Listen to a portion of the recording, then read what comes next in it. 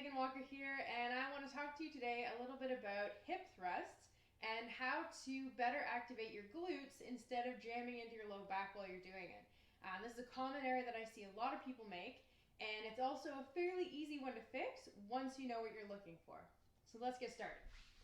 To begin with, this is what I'm talking about when I say hip thrust.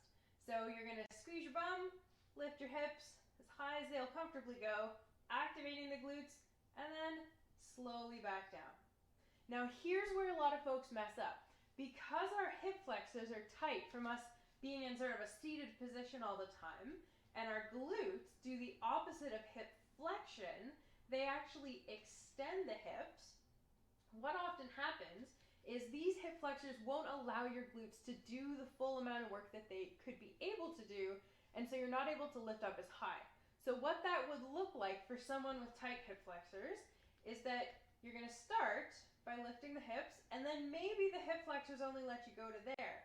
But because you think higher is better, I'm going to extend through my rib cage because now my brain thinks definitely getting higher, that's better. And then you end up maybe like putting down like that and then dropping, and there's a whole lot of movement in the spine. So what we want to look for is actually not that much movement in the spine at all. So whatever little arch you've got in your low back, you're going to maintain that. And then all of this stuff here is going to be nice and stable and strong. So often what I'll do is I'll put my thumbs on my ribs and the rest of my fingers down on the hips here. And that helps you monitor what's going on in this area. So if I'm maybe rolling the hips up instead, then I'll feel my fingers get closer together. But if I'm doing that lift through the ribs, the fingers get farther apart. So it's just a way that you can kind of have a bit of cue for yourself.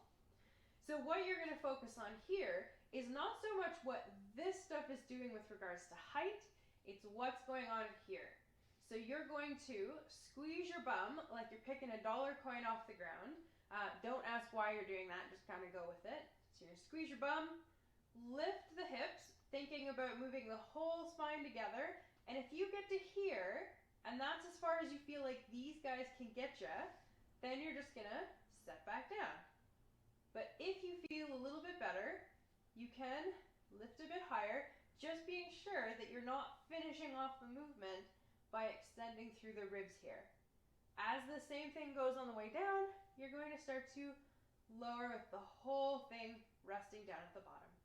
All right, so that's a way that you can change your hip thrust to help make it a little bit better for the low back and more effective at engaging the glutes. Let me know if you have any questions. I'm happy to chat, and until next time, take good care.